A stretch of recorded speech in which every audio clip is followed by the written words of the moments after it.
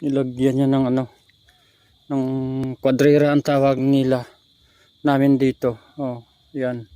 Para ang bangka pag malakas ang hangin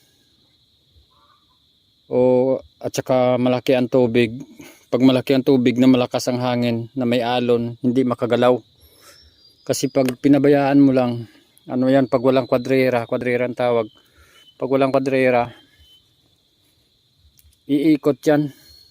Kung minsan nasisira yung mga bangka dahil nakaano sa kahoy pag walang kwadrera, kaya ginaganyan, nilalagyan ng kwadrera. Kanina iniwan ko yan, iniwan ko lang.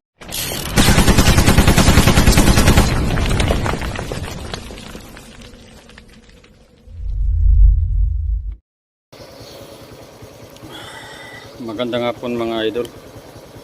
Punta muna tayo ng ano, puntahan muna natin yung bangka natin. Bisitahin natin, baka bukas maglao tayo. Rides muna tayo.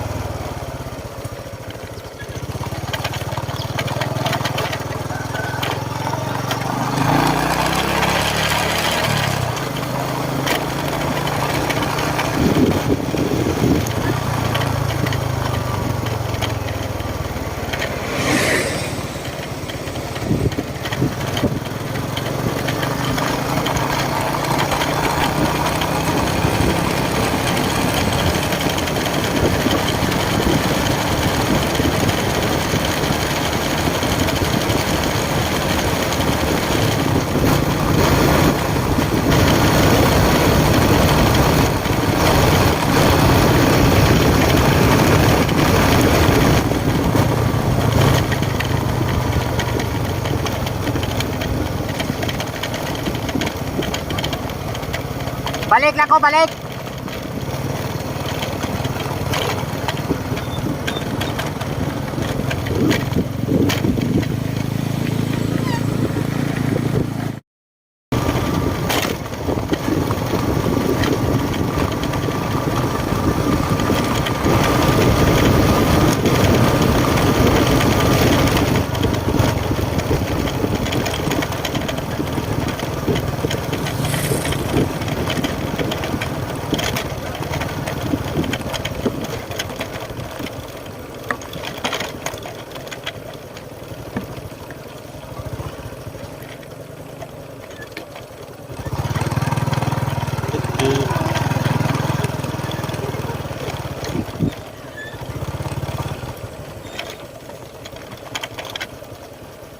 Okay, bili muna tayo ng gasolina. Yan.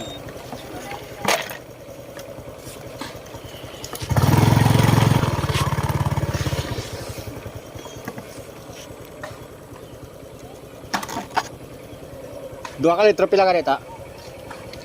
130. 136.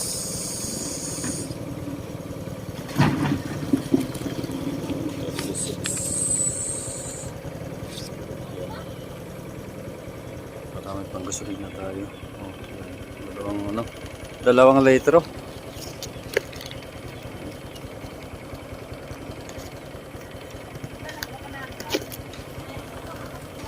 Oo.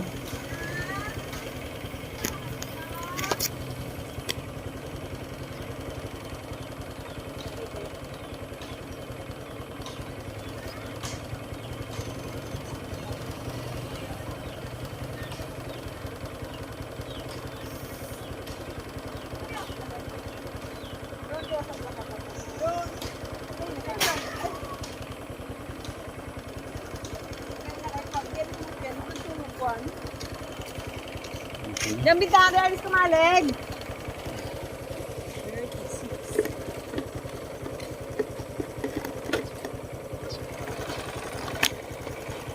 Para may gasolina tayo bukas. Maglao tayo.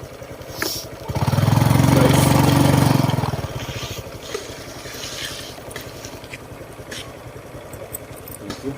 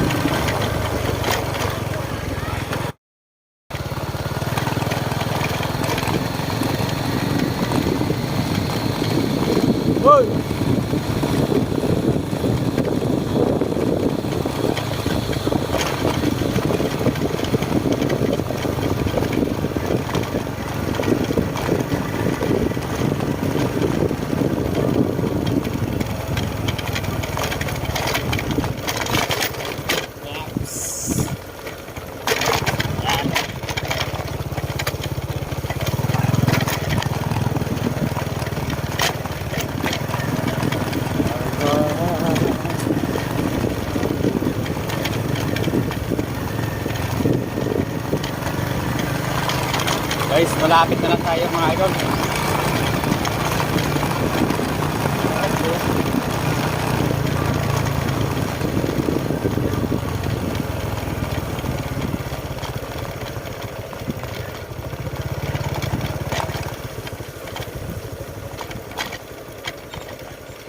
Okay.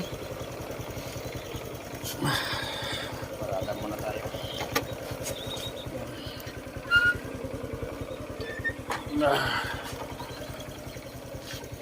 Tapos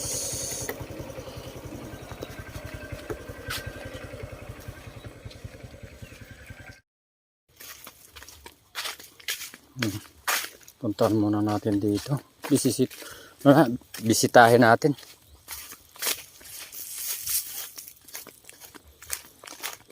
Dito ko lang siya iniiwan, tapos pagka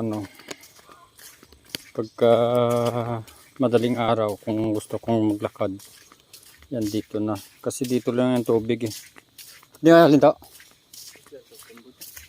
ito ko dyan na ako yung kadirahan mo di ka nagwa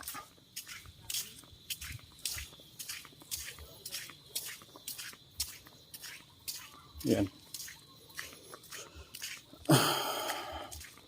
Bukas ako maglaot na maghanap muna ako ng pamain ngayon para bukas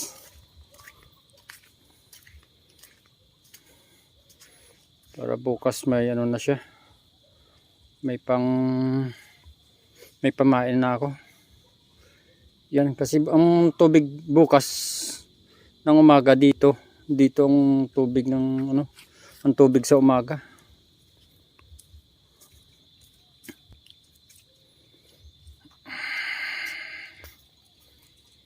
Okay.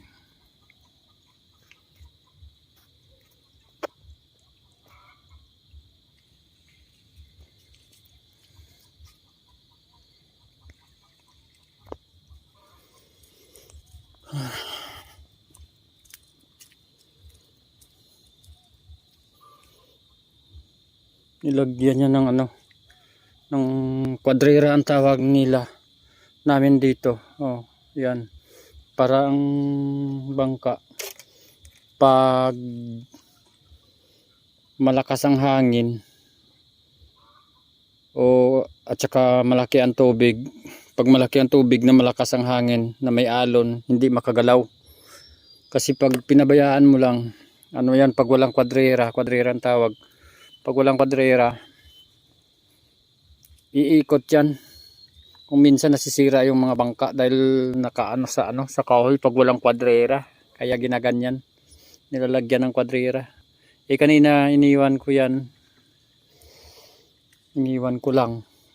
Nilagay ko dito. Hindi nakakakwadrera. Nilagyan ni Toto, yung kaibigan ko. Kaya yan. Tapos kukunin ko yung lalagyan ng tubig. May tubig. Kunin natin ng tubig para matuyo siya. Bagay hindi na ito matuyo. Tapon na eh.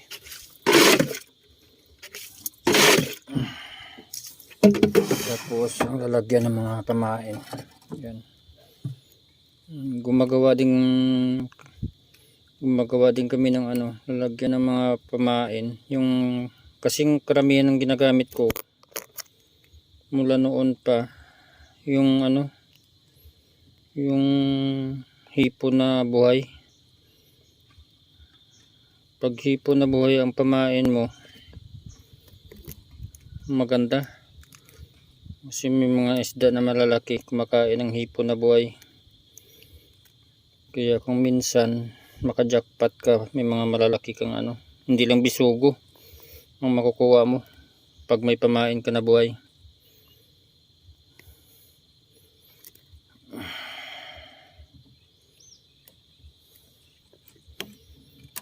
Okay, yan lalagyan ng hipon. Tapos ibalik naman siya sa pag kinuha mo, babalik mo siya sa sa tubig dagat para hindi siya mamamatay. Yan, okay na.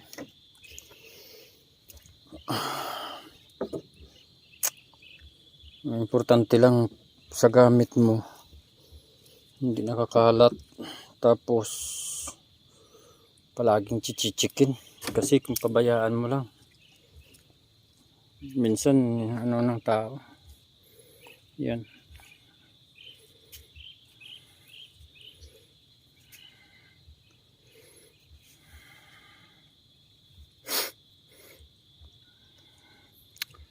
Okay mga idol, uwi na tayo. Maraming salamat po.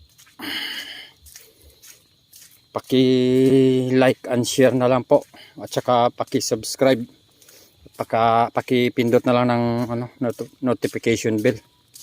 Maraming salamat po.